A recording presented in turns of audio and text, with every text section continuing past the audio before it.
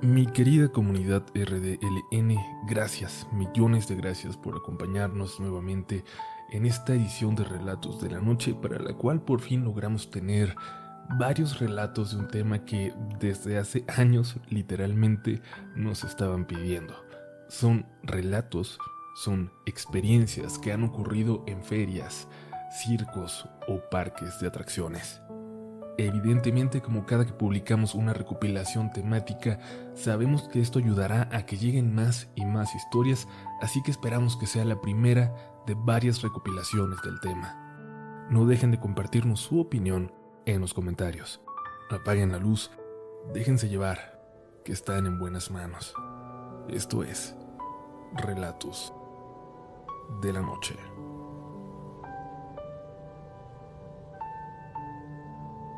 ¿Qué tanto tiene de sobrenatural lo que estoy a punto de contar? Solo ustedes podrán juzgarlo, pero necesito por fin relatarlo. Solo mi familia más cercana sabe de lo que viví, y me atrevo a compartirlo incluso de forma no anónima, y estoy abierto a las preguntas de la gente. No hay nada que esconder. Yo tenía 14 años cuando una feria se instaló en el pueblo. Habían pasado años sin que ninguna lo hiciera, desde que yo era niño. Por aquel entonces yo tenía muchos problemas porque no me llevaba nada bien con la nueva esposa de mi papá. Sentía, como quizás muchos podrán entender, que ella estaba intentando ser mi madre, y eso no se lo iba a permitir. Empecé a pasar mucho tiempo fuera, todo el que podía, y cuando llegó la feria y mi papá se topó con algunos de sus trabajadores en la tienda de Don Nacho, los miró con algo de desprecio. Al parecer mi papá no tenía buena experiencia con la gente que trabajaba de esa forma, que recorría pueblos y ciudades sin asentarse en ningún lugar. Decía que huían de algo y desconfiaba de todos. Recuerdo bien que uno de esos días, un viernes a la salida de la escuela, nos encontramos un mimo y una chica hermosa que hacía malabares, cada uno en una de las salidas de la escuela hacia la avenida. Todos se fueron a ver a la chica, que sigue siendo una de las mujeres más hermosas que he visto, pero por alguna razón, 2 o 3 chicos y yo fuimos a ver al mimo, que estaba vestido como un payaso muy extraño, con una especie de ropaje viejo como medieval que yo nunca había visto, pero su acto era por completo el de un mimo. Con muy pocos movimientos nos hacía reír. Un compañero del salón, Manu, y yo fuimos los únicos que nos quedamos hasta el final de su número, que hasta contaba una historia. Era graciosa y triste por momentos, pero me hizo sentir algo muy extraño, especial. Nunca había pensado que con esa actividad podía transmitir tanto. Nunca la había visto como arte. Quise acercarme al mimo cuando terminó, pero Manu me ganó y me dio vergüenza acercarme también. Esa tarde, cuando, como siempre, me hice de palabras con mi papá cuando llegó del trabajo, le dije que si pudiera me iría en la feria y viviría en ella, que con todo el gusto del mundo me iría para no volverlo a ver. Ándale, vete a pedirles trabajo a ver si te aceptan, dijo mi papá. Y yo me salí enojado de la casa. La feria se había instalado a unos 4 kilómetros de ahí, en un terreno del otro lado del pueblo, y empecé a caminar hacia allá sin pensarlo. No sé qué pasaba por mi cabeza. No sé si en realidad creí que me iba a acercar a pedirles trabajo o lo que fuera, pero seguí caminando para olvidarme del coraje, para que me dejara de hervir la sangre.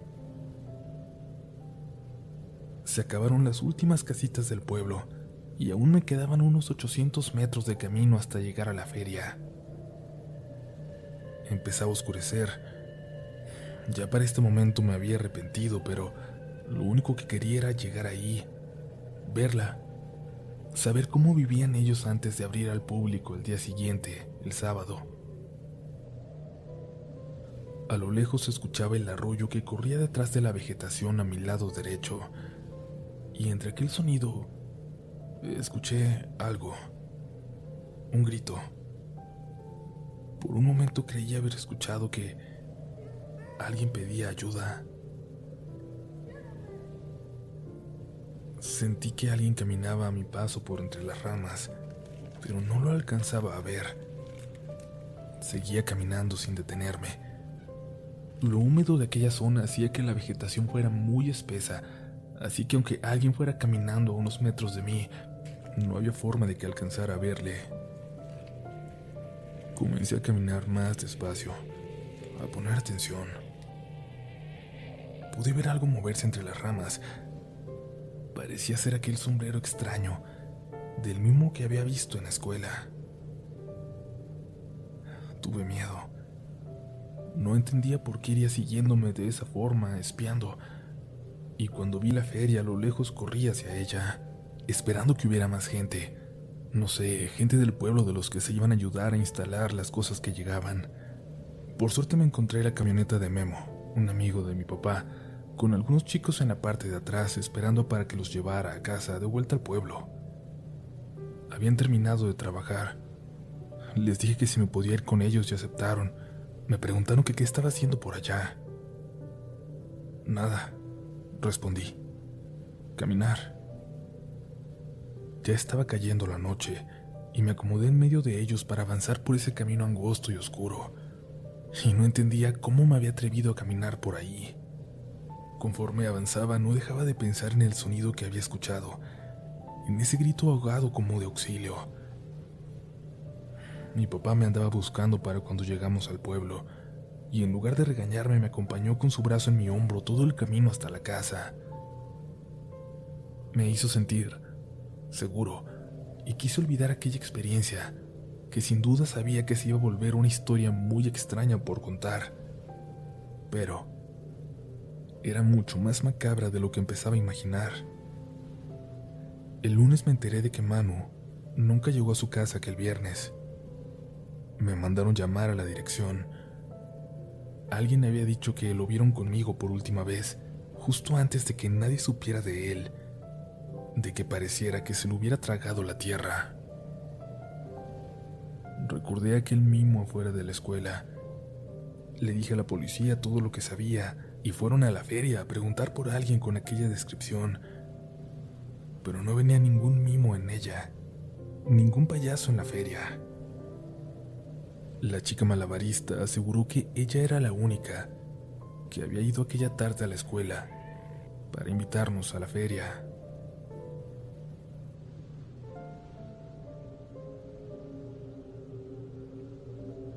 Saludos a toda la comunidad. Para contar esta historia he necesitado de la ayuda de varios de mis compañeros de aquel entonces, de los que la pasamos. Por suerte ya todos conocían su canal y entendieron mis ganas de compartirla. Quería saber si tenía bien todos los detalles y sobre todo, quería tener la autorización de alguien para contarlo. Yo pasé un año genial cuando trabajé en la casa del terror de un parque bastante grande. Siendo sincero, yo hubiera preferido al entrar tener un puesto en alguno de los juegos que me parecían más divertidos, pero el destino, la suerte, me llevó a tener que ponerme un disfraz y asustar a la gente y conocer ahí algunos de los mejores amigos que he tenido. La casa del terror tenía un recorrido específico, una puesta en escena muy bien definida, pero cada que podíamos poníamos de nuestra parte para poder hacerla todavía más aterradora. Incluso había gente que iba cada que podía, y puedo asegurarles que siempre se llevaban algún susto distinto.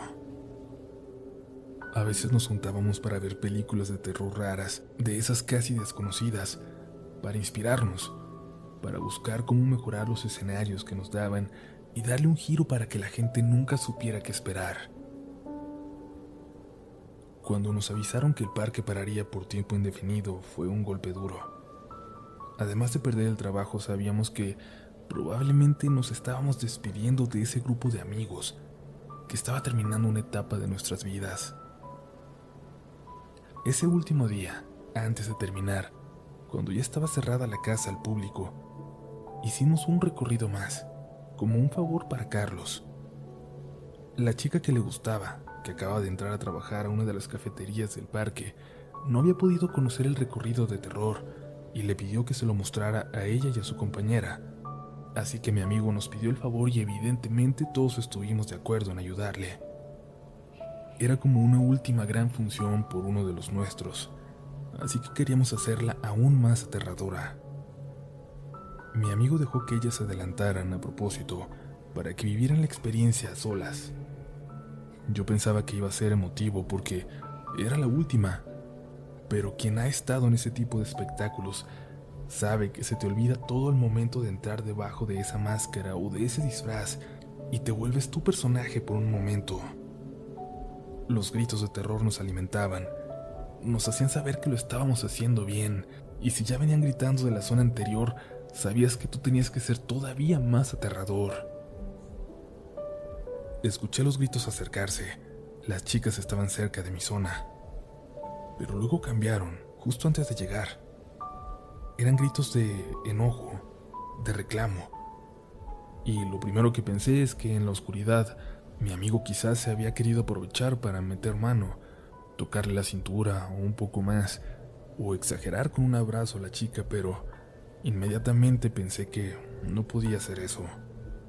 Carlos era un gran chico, para nada hubiera intentado una corrientada así. Las dos chicas me tomaron algo distraído cuando entraron rápidamente en mi zona. Sin gritar y sin voltear a verme, cruzaron corriendo, y así lo hicieron hasta la salida. Carlos entró detrás de ellas, blanquísimo, y me pidió que lo siguiera. Nos pidió a todos que lo acompañáramos rápido hasta la salida, desde donde alcanzamos a ver a las chicas corriendo por el pasillo, alejándose de la casa del terror, para salir del parque. Ya solo había algunos más haciendo limpieza, pero básicamente nosotros éramos los últimos trabajadores en el lugar. Y ahí estábamos todos, afuera de la casa. ¿Nadie hizo nada distinto?, preguntó Carlos. Nos quedamos callados. No entendíamos bien la pregunta. Ningún disfraz, ninguna sección. Solo quiero cerciorarme antes de decirlo. ¿Nadie hizo nada diferente?, preguntó de nuevo. Respondimos que no. Entró a la casa y entramos todos los demás detrás de él. Los efectos seguían encendidos mientras recorríamos las habitaciones vacías. Mientras avanzábamos, nos contó que el papá de la chica que iba con la que le gustaba había muerto algún tiempo atrás de forma horrible. Trabajaba en construcción y le cayó encima una revolvedora de concreto. Se detuvo por un momento y volvió a preguntarnos muy serio. Yo sé que ustedes no sabían nada de esto, pero por favor, díganme si alguien hizo algo distinto hoy, en este último recorrido, por favor. Todos volvimos a asegurar que no, que lo habíamos hecho como los del resto del día. Llegamos a un pasillo de unos 4 metros, muy angosto, ya casi cerca de la zona en la que yo estaba aquella noche.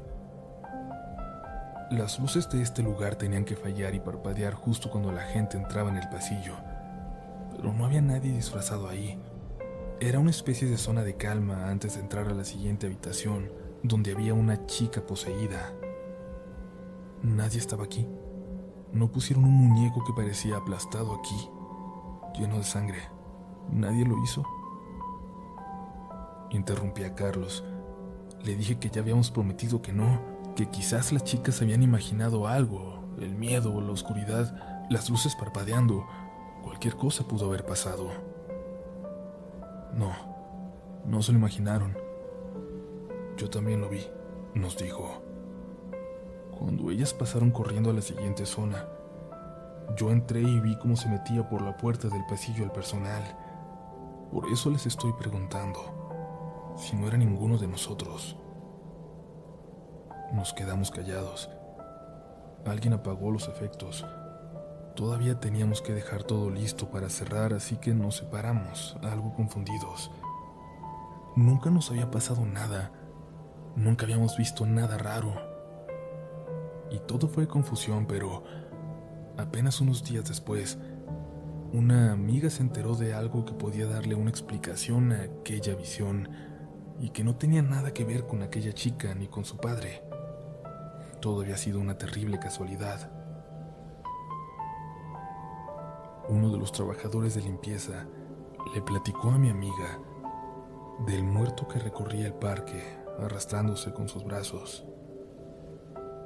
Era una visión extraña, que a veces lo mostraba solo de la cintura hacia arriba y a veces con el cuerpo hecho pedazos.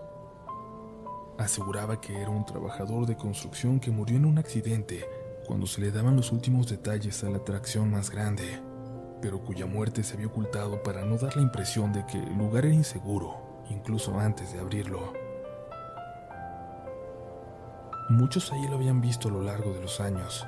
Él aseguraba que lo había podido ver en 2 ocasiones, pero siempre a lo lejos. Parecía no acercarse a la gente, como si no fuera su intención asustar. Sin embargo, esto nos provocó indagar más en el tema cuando todos nos enteramos de aquello.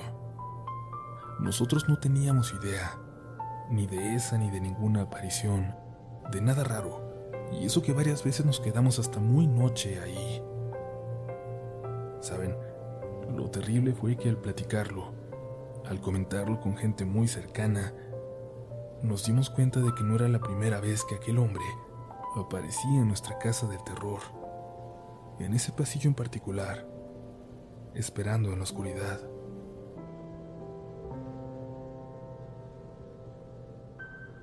Comunidad, antes de irnos tenemos una historia más. Te recordamos compartir esta recopilación de relatos con alguien que creas que pueda disfrutarla o que tenga una historia por contar. Esa es la mejor forma de apoyar a este proyecto. Sigue con Relatos de la Noche. Todavía recuerdo con algo de miedo aquella tarde. Mi papá llegó muy emocionado a la casa y nos llamó a mi hermanito y a mí. Un circo. Llegó un circo, decía muy feliz. Vamos el domingo, pero ¿quieren pasar por ahí? Tengo que dejar algo en el trabajo, pero me puedo desviar un momento. Vénganse conmigo, los voy a llevar a verlo. Nos emocionamos mucho como él. Nunca llegaban los circos ahí. Los habíamos visto solo en televisión, aunque sé que eso es difícil de creer. Acompañamos al trabajo a mi papá, donde dejó unas herramientas, y luego nos desviamos un poco de regreso a casa para poder ver el circo. Si tenemos suerte ya va a estar prendido hoy para que vean todas las luces, nos decía mi papá, y la sonrisa no se borraba de su cara. Pero espero que me crean lo siguiente. Cuando dimos la vuelta en esa calle donde estaba aquel circo, notamos que todo estaba muy oscuro. Ahí no vivía nadie, así que no había luces en la calle, pero además, el circo, ya montado, permanecía completamente en penumbras. No había ni una sola luz en él. Mi papá se frenó y avanzó muy despacio, algo confundido. Y entonces, mi hermanito preguntó: ¿qué están haciendo? Volteamos hacia donde él señalaba. Aquel grupo de personas, unas 30 o más, muchos vestidos con su ropa de circo, permanecían completamente quietos, como estatuas clavadas al suelo, mirando hacia la calle, hacia donde nosotros avanzábamos. No estaban solo parados, no era normal. Estaban como congelados ahí en una posición. Estaba muy oscuro, pero podíamos ver todas esas siluetas claramente definidas, congeladas. Y cuando pasamos por la puerta, vimos a una persona muy de cerca, tan cerca que notamos cómo iba siguiendo nuestro carro con la mirada. Todavía puedo cerrar los ojos y volver a ver esa escena macabra en mi cabeza. No sé si era algún ritual, alguna costumbre quizás, pero nos asustamos lo suficiente como para que mi papá ya no nos quisiera llevar a aquel circo y para que nosotros no tuviéramos ganas de conocer a alguno jamás. No quiero decir el nombre, pero la imagen de aquel circo, y aquí muchos lo van a reconocer, era la de un diablo. Hasta el momento, no puedo saber siquiera que hay un circo de nuevo en el pueblo, sin volver a sentir ese escalofrío.